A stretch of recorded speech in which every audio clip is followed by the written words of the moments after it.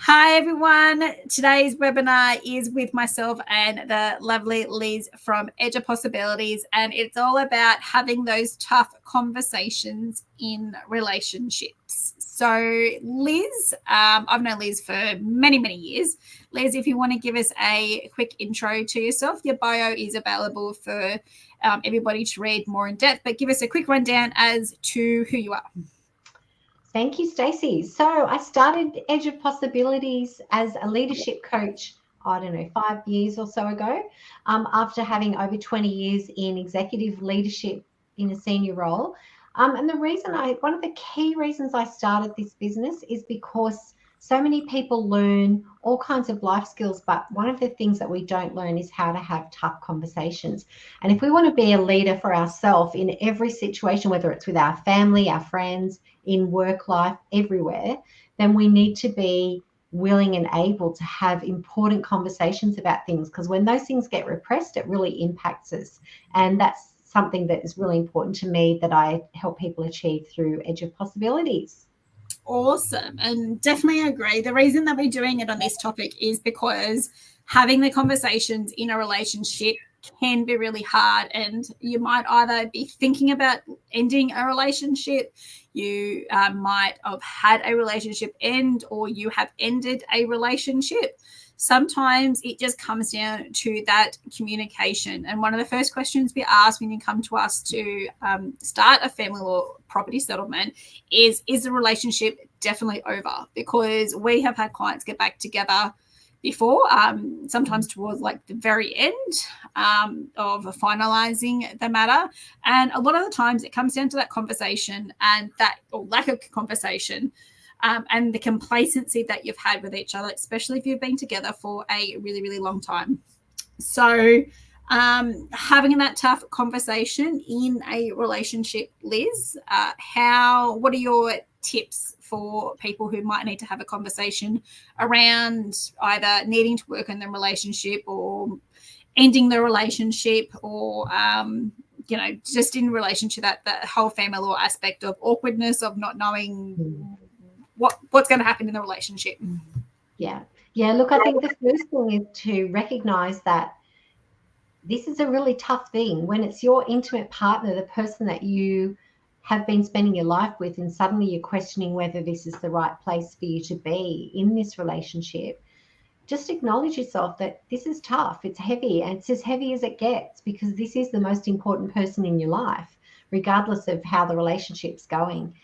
And one of the things that I often say to my clients in our sessions is your intimate life partner, even though they're the person you share most of your time with quite often, is often the person that you feel least comfortable sometimes sharing some of those most vulnerable aspects of yourself with. And often that's where this challenge begins, because we don't open up to one another and don't allow ourselves to be vulnerable with our partner, to allow them to be there to support us. And in life, every single person that you share something vulnerable with, they feel closer to you because they feel like you trust them more. And, it's ironic that our life partner is often not the person we're sharing these things with, and yet they're the person that ideally is the best person. Yeah. So, that I guess is the first thing, and understanding why communication breaks down in the first place. Generally, communication involves two people, and it breaks down because there's been a breakdown in people's willingness to develop an understanding of the other person's perspective or point of view. And in life, we don't all have to agree with each other on everything. You don't have to, in a relationship, you don't have to be totally agreeing with each other on everything all the time. In fact, some of the deepest relationships that I have worked with are people who are polar opposite. My husband and I are polar opposite. And it's great because we just have different perspectives on things. Has that caused challenges for us in the past? Absolutely.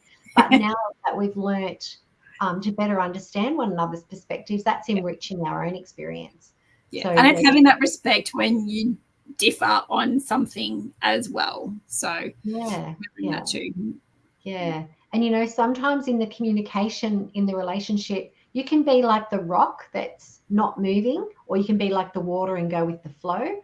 And once you end up both being rocks, then there's not a lot of room to move, and the only way to make things be able to move forward is to both stop being rocks and start being a bit more of the water, where you can mesh together and move around more Love freely. that. And there's a lot less stress in life when you can be that way. Yeah. Yep. Yeah. Love that. What else do you have for us? So, yeah, just wondering, like you might be wondering when it's time to have that tough conversation with someone. So there's no time like the present. It's like, when's the best time to plant a tree? 20 years ago. When's the next best time now? So this is planting a really decent tree. So get started on sowing that seed straight away by getting the conversation started. And I think, often people don't know where to begin, and that's why they don't start.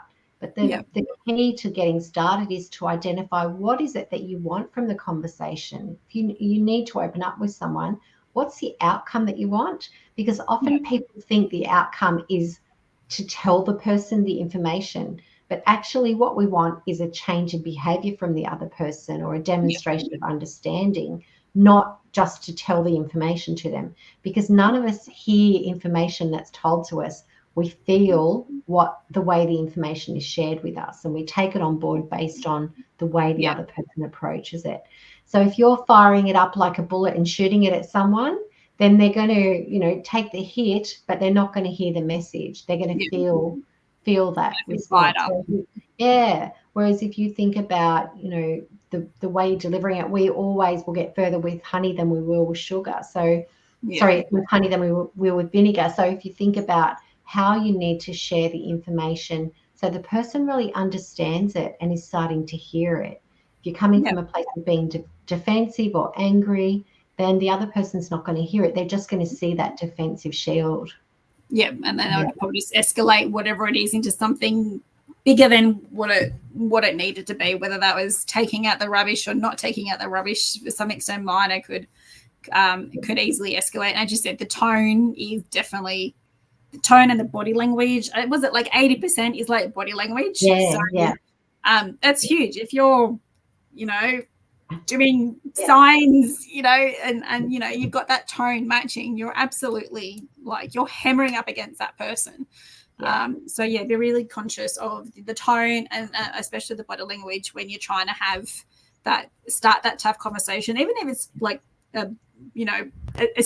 a subtle way of doing it, or don't go, you haven't taken out the rubbish, you haven't done the dishes, you haven't fed the dogs, you haven't done this, you haven't packed your clothes. Like, don't unleash. I imagine that if you're trying to have those conversations you haven't maybe had before, if you've had them, they've been really aggressive, starting small would be a good way to do that. Yeah, absolutely. And I love the examples that you're giving, especially just the simple thing of taking out the rubbish. Because when we don't address something little like that, then everything becomes an issue. And we end up becoming the gap finder that finds everything that person isn't doing right. And 100% of the time when we're judging someone else and finding all the things they're not doing right, it's because we're judging ourselves really harshly as well. So you don't carry on like that when you're feeling fantastic about yourself. No. So first of all, make sure you're taking good care of yourself, and then you'll be in the best place to start to address the communication with the other person. But also start asking yourself the question, what is this really about? Because it's not about whether they put the bin out or not. No. It's about different values, and that you're moving away from one another in terms of how you like things to flow.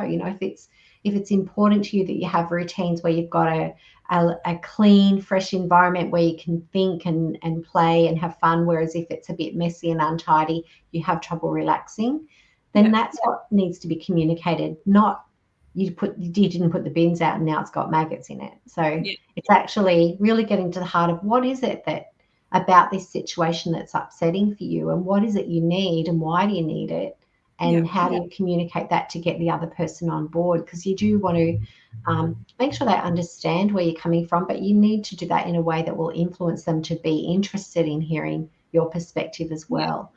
And often if you want someone else to understand you better, it starts with you understanding them better by you asking better questions of them. Probably you also understanding you better. Understanding you can be a challenge. So find the right time to have the conversation as well. Sometimes you might have been at home and they've just arrived home. They might have just arrived home from work, and then suddenly you're on their back about something. They just might be someone that needs a bit of time to de-stress before they're open, their mind's open to things. It might be that you go on a drive together and chat about it. Then just working out when's the best time for them to be more receptive and that they're in a calm state. So that they're open to hearing the information. And then think about and plan how you're going to put that message into words. So just being really conscious of how's that message got to be put across, that they'll be receptive and open to it. And if we're blaming and shaming, then we're not going to get anywhere. So it's talking about the situation. It's just like parenting children. We talk about the situation and the behavior, not about the person. So, I just wanted to let you know, when the bins aren't put out, I feel really frustrated because when everything's organized and tidy, I feel like I can think clearer and I'm more relaxed. So what I'd love is for you to just try and put the bins out on time, because then I'll know that it's done and I can relax a lot more and be a lot more focused and present with you and the kids, whatever, as opposed to, you didn't put the bloody bins out again. Yeah, I know we've definitely got the mental list in your head of, okay, so I can go to bed once, dishes are done, bench is clean, dogs are sorted, kids are sorted, uniforms are ready for tomorrow. And when you don't have the system or you got the system and then something isn't done and they've said they've done the bins and the next morning you wake up and then you find out they haven't done, that could even set you off for the whole day. You might be going just because of one simple thing. So it's having, the order and the routine is because everyone has hectic lives. If that's done, then I know, cool, righto, we're going to wake up that next morning. I know that I'm not going to be having rubbish overflowing when I'm doing lunches or whatever it is. And again, it comes down to that communication where we said in our other webinar where complacency sometimes kicks in and you don't have that communication. Or assumptions are made. 100% agree with everything. Do you have any other tips? So I suppose being open for the response. Conversation, it might not quite go the way that you want it to go. So any tips about that? Yeah, absolutely. And, sometimes their response can be really unexpected. They might fly off the handle at us. And that may be because we haven't thought about the timing of when we're addressing the issue. They might have had a pretty crappy day at work and then we're raising something with them, or they might have something on their mind.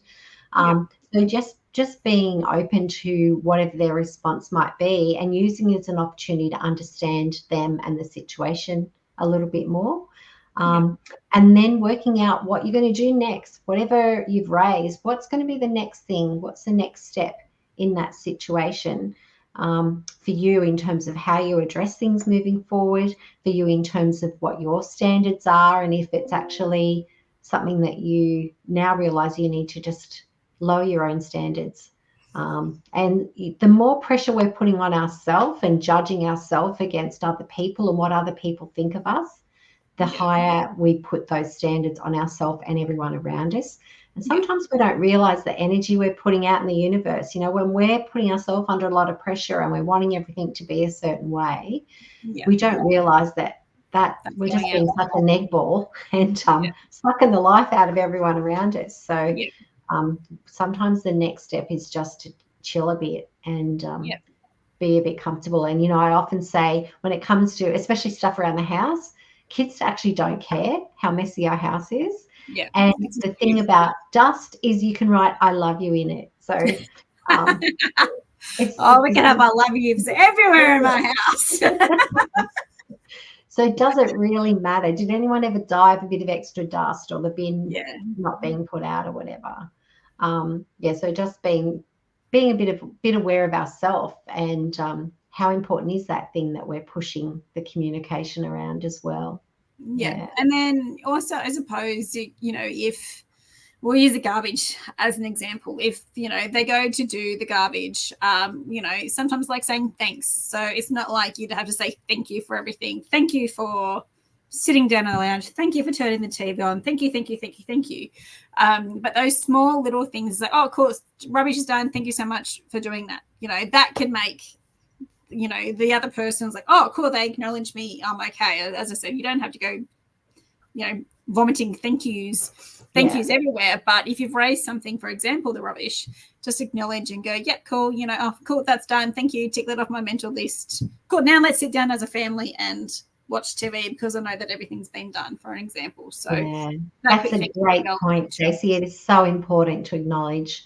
And if you just tack on that little, I appreciate you for doing that because blah, it means such and such. Then they realize why it's so important to you. And all of us as humans, we love to be rewarded and reinforced. So if we're acknowledging someone for something they've done for us, they're going to do it more often. So, good point. Just start small. Don't when they've hit that driveway, don't go running out there in your dressing gown and the timing's definitely important. And as I said, 80% is body language. So just be really mindful because your body language is you're hunched over and cranky. That's going to come out in your tone as well, probably. So, and then you're probably not going to say the words that are going to assist you in that situation. 100%. Yeah. All right. Well, that was brilliant. Thank you very much, Liz. If anyone would like to go a little bit further with that, I said this is based around a separation, but having difficult conversations is something I know I definitely have to do as a lawyer, as a parent, as a partner. So if you feel like you need a little bit more one-on-one, please reach out to Liz. And she'll definitely look after you. But thank you very much, Liz. That was amazing. And I hope you guys got something out of that. So thank you. Thank you. Thanks for having me on the webinar, Stacey. Thank you. See ya. Bye.